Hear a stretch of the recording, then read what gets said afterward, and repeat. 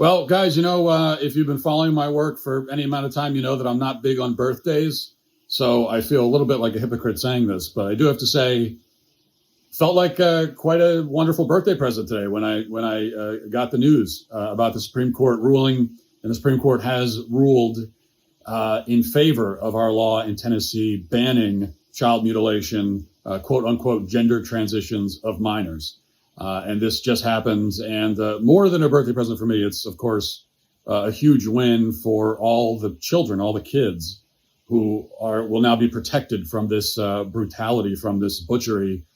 So it's a huge victory. And I think all the way back to 3 years ago now, when we did our investigation into the child butchery practices of Vanderbilt, and we followed that up with our big rally in the Capitol here in Nashville.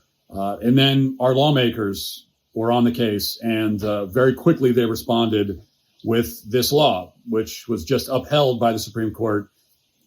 For the last few years, trans activists have been really confident that all the laws that we've seen, dozens of states now have passed these laws over the last couple of years, and a few even before our law in Tennessee.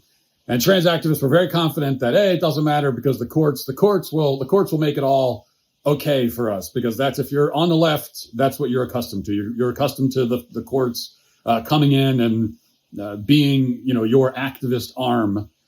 But that's not what happened here. The Supreme Court, the highest court in the land, has just stated that, in fact, it turns out you do have the right to pass laws banning, the medical mutilation of minors. So it's a big victory. It's a huge victory. It's something that we should all be grateful for. It's something that we should be proud of. All of us, or many people who have been in this fight for years and years and years. We should be proud of that. We should be grateful for that. But as soon as we're done popping the champagne, now we have to look forward. We have to ask ourselves, what's next? What do we do now? And to me, the very next step is quite obvious. Now the Supreme Court has ruled, and ruled correctly.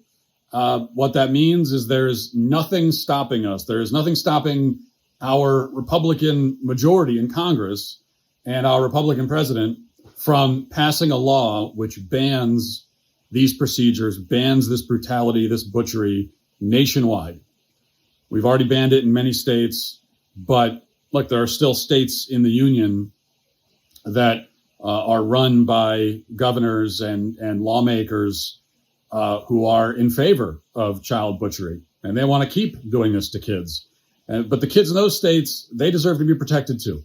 This should not be happening to any kid, whether it's a kid in Tennessee or a kid in California. It doesn't matter. And so that has to be the next step. And so after we're done our celebrating, I think we turn immediately to our lawmakers in Congress right now and say, it's time to get this done. Let's get it done right now.